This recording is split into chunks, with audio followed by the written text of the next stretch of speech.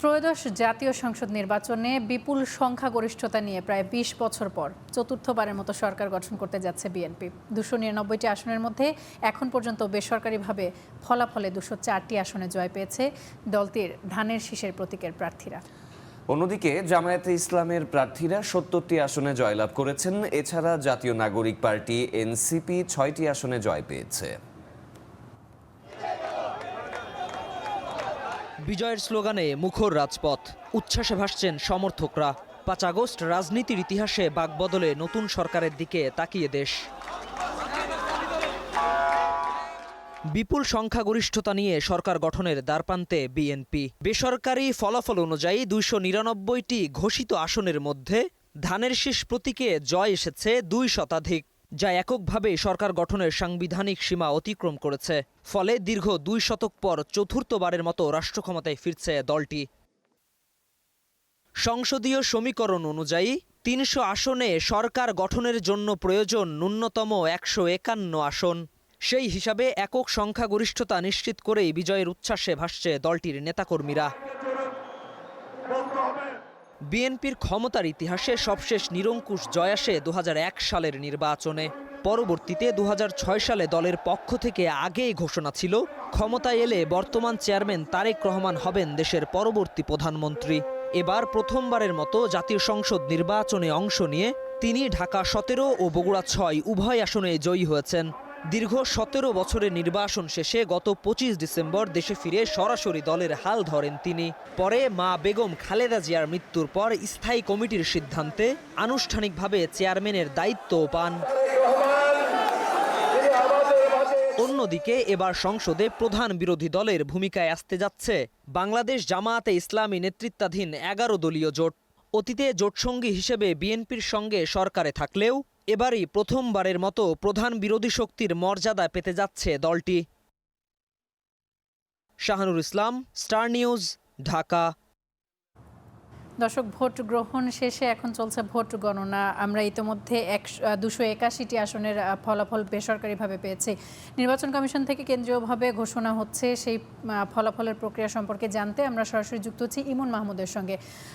ইমন, আপনি আগারগাঁও নির্বাচন ভবনে রয়েছেন, সেখানকার খবরাখবর আপনার কাছ থেকেই জানতে চাই বিস্তারিত।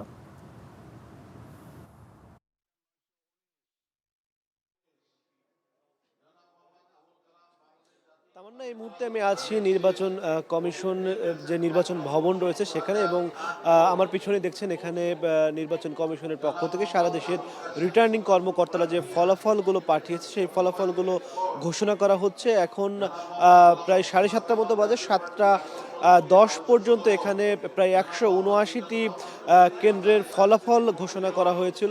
তবে এখন পর্যন্ত ধারণা করা হচ্ছে প্রায় ১৯০টি আসনের ফলাফল ঘোষণা করা হয়েছে, এবং আর কিছুক্ষণের মধ্যে হয়তো ১.৫ থেকে ২ ঘন্টার মধ্যে আশা করা যাচ্ছে ২৯৯টি আসনের ফলাফল ঘোষণা করা হতে পারে। এরপরেই মূলত যে যে হ্যাঁ এবং না ভোট, জাতীয় যে গণভোটের আয়োজন করা হয়েছে সেই গণভোটের ফলাফল তারপর ঘোষণা করা হবে। যেহেতু একটি আসনের নির্বাচন স্থগিত ছিল, শেরপুরের একজন প্রার্থী মৃত্যুবরণ করার কারণে, যার কারণে ২৯৯টি আসনের ভোট গ্রহণ সম্পন্ন হয়েছে, এবং এখনো পর্যন্ত প্রায় ১৯০টি আসনের ফলাফল বেসরকারিভাবে নির্বাচন কমিশনের পক্ষ থেকে ঘোষণা করা হলো। এছাড়া গতকাল দুপুরের পর থেকে এবং এমনকি ভোর রাত পর্যন্ত বাংলাদেশ জামায়াত ইসলামী এবং ইসলামী আন্দোলন বাংলাদেশের পক্ষ থেকে প্রতিনিধি দল নির্বাচন কমিশনে এসেছে। তারা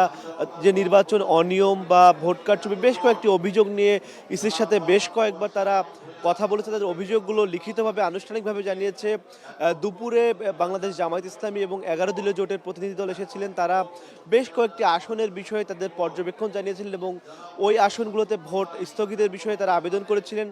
এরপর বিকাল নাগাদ গতকাল এসেছিলেন ইসলামী আন্দোলন বাংলাদেশের প্রতিনিধি দল। তারাও বেশ কয়েকটি আসন, প্রায় ৩টি আসনের নির্বাচন স্থগিতের আবেদন করেছিলেন। গতকাল ভোট গণনা যখন চলছিল তখন ঢাকা ১৩ আসনের প্রার্থী মামুনুল হক তিনি এসেছিলেন প্রায় মাঝরাত, অর্থাৎ রাত ৩টার দিকে তিনি নির্বাচন কমিশন আসেন এবং তিনি জানান যে তার আসন অর্থাৎ ঢাকা ১৩ আসনে, যেটি মোহাম্মদপুর শেরেবাংলা নগর এবং আদাবর থানা নিয়ে গঠিত, সেখানে বেশ কয়েকটি বিষয় তিনি সেখানকার রিটার্নিং কর্মকর্তার বিষয়ে অভিযোগ নির্বাচন কমিশনের কাছে জানান এবং এ বিষয়ে তিনি ভোট গ্রহণ করবেন নাকি বর্জন করবেন সেটি নির্বাচন কমিশনের পরবর্তী কার্যক্রমের উপরেই নির্ভর করবে বলে তিনি আনুষ্ঠানিকভাবে সাংবাদিকদের জানিয়েছিলেন। তবে এখনো পর্যন্ত ঢাকা ১৩ আসনের বিষয়ে নির্বাচন কমিশন কি সিদ্ধান্ত নিয়েছে সেটি এখনো পর্যন্ত আনুষ্ঠানিকভাবে নির্বাচন কমিশনের পক্ষ থেকে জানানো হয়েছে। এরপর মূলত ভোর রাতের দিকে নির্বাচন কমিশন এসেছিল বাংলাদেশ জামায়াত ইসলামীর প্রতিনিধি দল। তারা বেশ কয়েকটি অভিযোগ নির্বাচন কমিশনের কাছে জানায় এবং সে বিষয়ে আসলে নির্বাচন কমিশন তাদের সুনির্দিষ্ট কোনো বক্তব্য এখনো পর্যন্ত আমরা পাইনি। এবং আরেকটি গুরুত্বপূর্ণ বিষয়, যেটি নির্বাচনে ভোটের হার কত, যেটি গতকাল দুপুর ১২টা পর্যন্ত ভোটের একটি হার ঘোষণা করা হয়েছিল এবং সবশেষ দুপুর ২টা পর্যন্ত যেটি ঘোষণা করা হয়েছিল ৪৭.৯১% ভোট সারা দেশে কাস্ট হয়েছে। তবে বিকাল 4:30টা পর্যন্ত সারা দেশে মোট কত শতাংশ ভোট কাস্ট হয়েছে সে তথ্য এখনো সুনির্দিষ্টভাবে নির্বাচন কমিশনের পক্ষ থেকে জানানো হয়নি। ধারণা করা হচ্ছে ২৯৯টি আসনের সংসদীয় আসনের ফলাফল ঘোষণার পরপরই মূলত সেই ঘোষণা নির্বাচন কমিশনের পক্ষ থেকে আসতে পারে।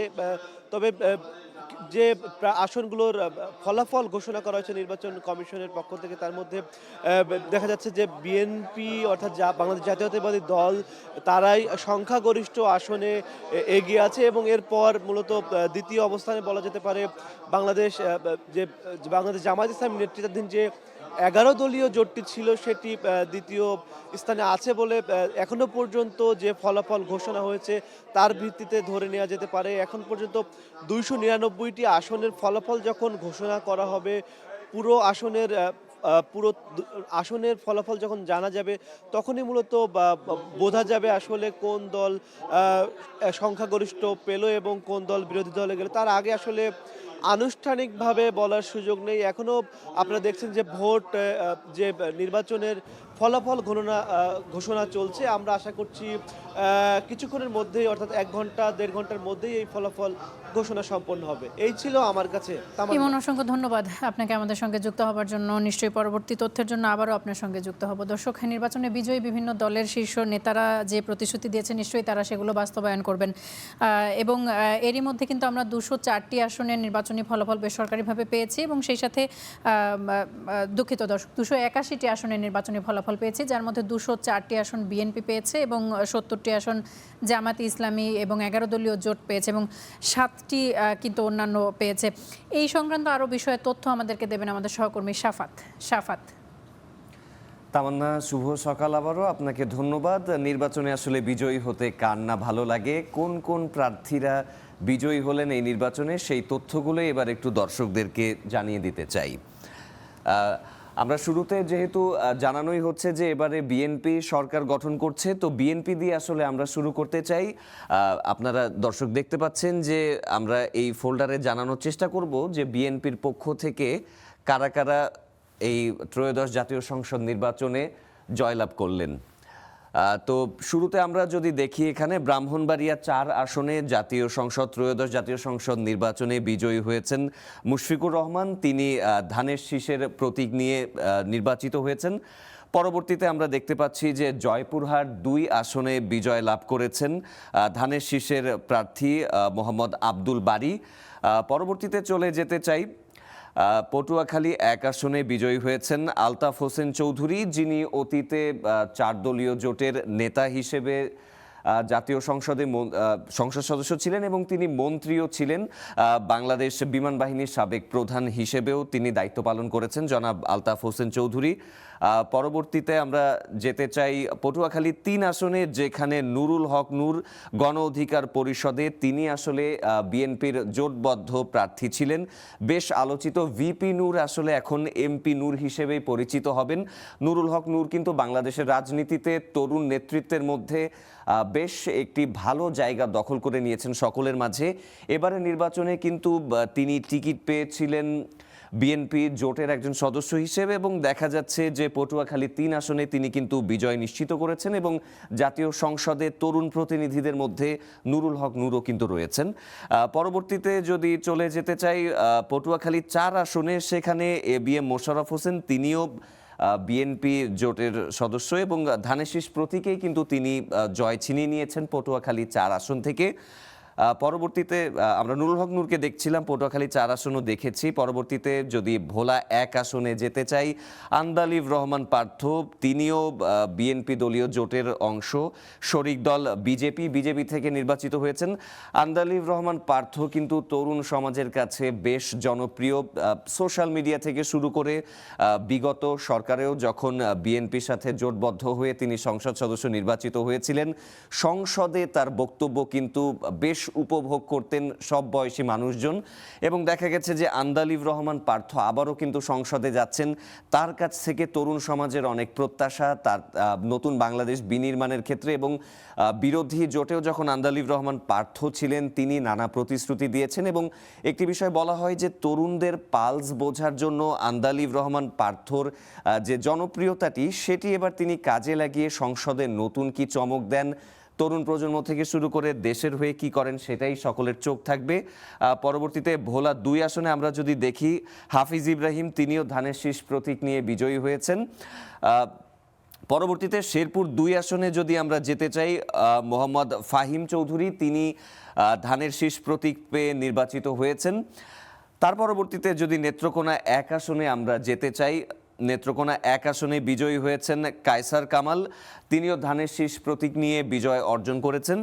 পরবর্তীতে দেখা যাচ্ছে যে নেত্রকোনা 4 আসনে লুৎফুজ্জামান বাবরের ব্যাপারে অবশ্যই একটু বর্ণনা না দিলেই নয়। তৎকালীন 2001 সালে বিএনপি যখন ক্ষমতায় ছিল, তৎকালীন স্বরাষ্ট্রমন্ত্রী ছিলেন লুৎফুজ্জামান বাবর, এবং দেখা গেছে যে রাজনৈতিক অঙ্গনে তার কিন্তু বেশ কিছু পপুলার উক্তিগুলো ছিল যেগুলো এখন আসলে ওই যে নস্টালজিয়ার উদ্রেক করেন। সেই লুৎফুজ্জামান বাবর আবারও কিন্তু জাতীয় সংসদে নেত্রকোনা 4 আসন থেকে বিজয়ী হয়েছেন। এবারে সংসদে এসে আসলে তরুণ প্রজন্ম থেকে শুরু করে সবার সামনে তিনি কি তার আসনে কি কাজ করবেন এবং তার কাছ থেকে আসলে নেত্রকোনাবাসীর কি চাওয়া, সেই পাওয়াগুলো আসলে সংসদে যে তিনি পূরণ করতে পারেন কিনা, সেই ব্যাপারটিও নিশ্চয়ই আলোচনায় থাকবে।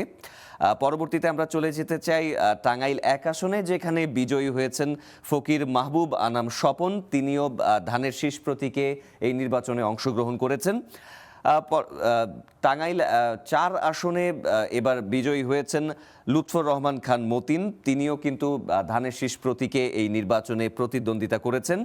টাঙ্গাইল 5 আসনে আমরা দেখতে পাচ্ছি যে সুলতান সালাউদ্দিন টুকু বিএনপি থেকে নির্বাচিত হয়েছেন।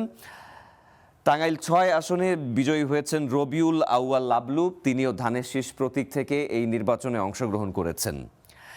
কিশোরগঞ্জ 4 আসনে এবার আমরা একটু যেতে চাই। বিএনপির ধানের শীষ থেকে ফজলুর রহমান, যিনি কিন্তু বীর মুক্তিযোদ্ধা, ফজলুর রহমান কিন্তু 5ই আগস্টের পর থেকে বেশ আলোচনায় ছিলেন।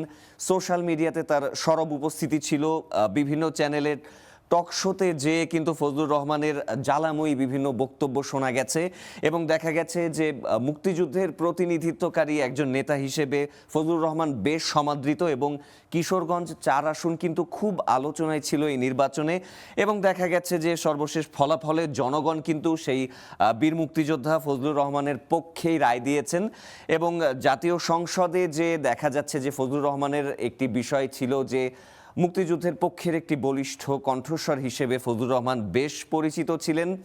সোশ্যাল মিডিয়া থেকে নানা জায়গায় ঢাকা, মানে শুধুমাত্র কিশোরগঞ্জে নয়, সারা দেশব্যাপী ফজলুর রহমানকে নিয়ে বেশ আলোচনা ছিল, এবং দেখা গেছে যে নির্বাচনের ফলাফলে ফজলুর রহমান আসলে সেই প্রত্যাশাটি পূরণ করতে পেরেছেন জনগণের। এখন দেখা যাক যে জাতীয় সংসদে যে কিশোরগঞ্জবাসীর জন্য তিনি কি কাজ করেন, সেই দিকে সকলের চোখ থাকবে। ফরিদপুর 2 আসনে আমরা যদি দেখতে পাই শামা ওবায়েদ ইসলাম রিঙ্কু, তিনি হচ্ছে বিএনপির ধানের শীষ প্রতীক নিয়ে কিন্তু ফরিদপুর 2 আসনে বিজয়ী হয়েছেন। শামা ওবায়েদের কথাও যদি একটু আলাদা করে বলতে হয়, শামা ওবায়েদ কিন্তু বিএনপির হয়ে এই 17 বছরে বেশ সোচ্চার ছিলেন। সোশ্যাল মিডিয়া থেকে শুরু করে টেলিভিশনে কিন্তু বিভিন্ন টক শোতে তার সরব উপস্থিতি দেখা যায় এবং বিএনপির যে কয়জন নারী নেতৃত্বস্থানীয় ব্যক্তিত্ব ছিলেন তার মধ্যে কিন্তু শামা ওবায়েদের নাম বিশেষভাবেই বলতে হয় এবং তার আগে বিএনপির যে নেত্রী শাহেদা ওবায়েদ, তার কন্যা শামা ওবায়েদ ফরিদপুর 2 আসনে ফরিদপুরবাসীর জন্য তিনি বিজয়ের হাসি হেসেছেন, ভোটারদের ভোটে জয়লাভ করেছেন এবং দেখা যাক যে শামা ওবায়েদের কাছ থেকেও বিএনপির যে নারী নেতৃত্ব ছিল তাদের মধ্যে শামা ওবায়েদ অন্যতম। তার কাছ থেকেও নিশ্চয়ই ফরিদপুরবাসী সহ সারা বাংলাদেশের মানুষজন তাকিয়ে থাকবেন যে জাতীয় সংসদে যাওয়ার পরে তিনি ফরিদপুরবাসীর জন্য কি কি কাজ করেন। এরপরে আমরা আবার একটু নারী নেতৃত্বের বিষয়গুলো যেহেতু আসছে, শামা ওবায়েদের পরে আরেকজন প্রার্থী তাহসিনা রুশদীর লুনা, তিনি বিএনপির ধানের শীষ থেকে সিলেট 2 আসনে বিজয় অর্জন করেছেন। নারী নেতৃত্বর কথা যেহেতু বলা হচ্ছে, এই সংসদে দেখা গেছে যে নারীদের ক্ষমতায়ন এবং নারীদের অংশগ্রহণ নিশ্চিত করার জন্য বিভিন্ন দল ইশতেহারে বিভিন্ন কথাগুলো বলেছিল। তার ফলস্বরূপ আমরা যেটা দেখতে পাচ্ছি, বিএনপি থেকে বেশ কিছু নারী নেতৃত্ব কিন্তু এবারের জাতীয় সংসদে উঠে এসেছেন। আমরা তাদের প্রতি শুভকামনা জানাই এবং নারীর যে ক্ষমতায়নের বিষয়টি, সেই ক্ষমতায়নের বিষয়টি তাদের মাধ্যমে তাদের নির্বাচনী আসন ছাড়াও জাতীয় নেতৃত্বে গুরুত্বপূর্ণ ভূমিকা রাখবেন, এটাই আসলে আমাদের প্রত্যাশা। তাহসিনা রুশদী সিলেট 2 আসনে একজন নারী প্রতিনিধি, তিনি সংসদে প্রতিনিধিত্ব করছেন, তার জন্য শুভকামনা। হবিগঞ্জ 3 আসনে এবার আমরা যেতে চাই, যেখানে নির্বাচিত হয়েছেন জিকে গৌস বিএনপি থেকে। ধানের শীষ প্রতীকে তিনি এই নির্বাচনে অংশগ্রহণ করেছেন। পরবর্তীতে যদি চলে যেতে চাই, লক্ষ্মীপুর 3 আসনে শহীদ উদ্দিন চৌধুরী অ্যানি বিএনপির বেশ আলোচিত প্রার্থী এবং বিএনপির একজন শীর্ষস্থানীয় নেতা। লক্ষ্মীপুরের এই আসনে শহীদ উদ্দিন চৌধুরী অ্যানি কিন্তু বেশ আলোচিত ছিলেন এবং বিগত 17 বছর বয়সে বিএনপির যে নেতৃত্বের কথা বলা হচ্ছিল, সেখানে সম্মুখ সারির নেতা ছিলেন শহীদ উদ্দিন চৌধুরী অ্যানি। বিএনপির বিভিন্ন গুরুত্বপূর্ণ পদে তিনি দল থেকে সামনের দিক থেকে নেতৃত্ব দেন। লক্ষ্মীপুর 3 আসনেও দেখা যাচ্ছে যে বেশ আলোচনায় ছিলেন এবং আরও একটি বিষয় ছিল যে নির্বাচনী প্রচারণাকালীন সময়ে আসলে তার ব্যাপারে নিয়ে বেশ আলোচনা সমালোচনা দুই ছিল, কিন্তু সর্বশেষে দেখা গেল যে জনগণের ভোটে জাতীয় সংসদে তিনি লক্ষ্মীপুর 3 আসন থেকে প্রতিনিধিত্ব করছেন।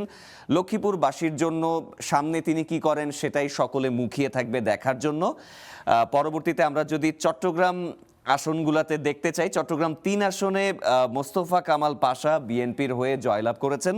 মোস্তফা কামাল পাশার কাছেও চট্টগ্রামবাসীর নিশ্চয়ই বেশ কিছু প্রতিশ্রুতি রয়েছে, তিনি প্রত্যাশা কতটুকু পূরণ করতে পারেন জাতীয় সংসদে যাওয়ার পর হয়তো আরও বিস্তারিত জানা যাবে।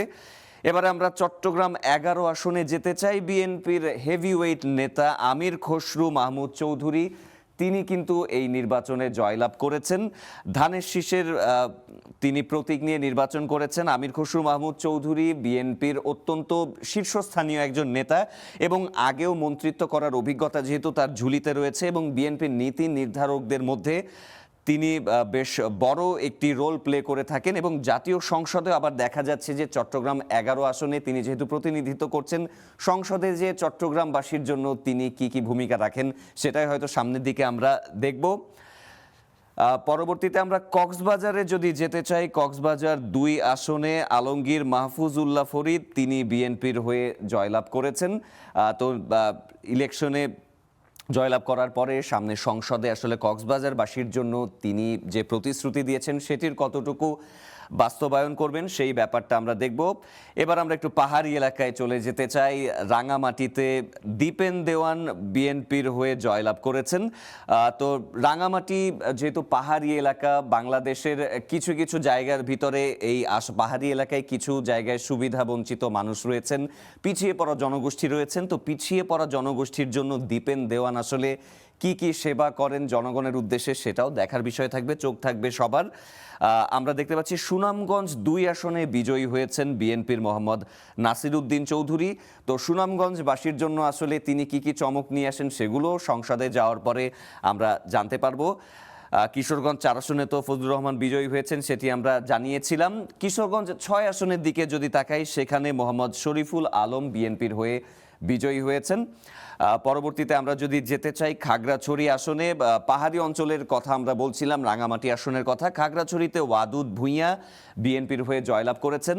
পাহাড়ি অঞ্চলের নানা ধরনের অসুবিধা রয়েছে, সেই অসুবিধাগুলোর মোকাবিলা এবং জনগণের হয়ে তাদের চাওয়া পাওয়া এবং সেই প্রত্যাশাগুলো পূরণ করার ক্ষেত্রে ওয়াদুদ ভূঁইয়া কি ভূমিকা রাখেন, পাহাড়ি অঞ্চলের মানুষের জন্য তিনি নতুন কি চমক নিয়ে আসেন, সেটিও হয়তো সংসদে যাওয়ার পরে তার মাধ্যমে তার এলাকার প্রতিশ্রুতি তিনি যেগুলো দিয়েছিলেন সেগুলো বাস্তবায়নে কি করেন সেটাও চোখ থাকবে সবার।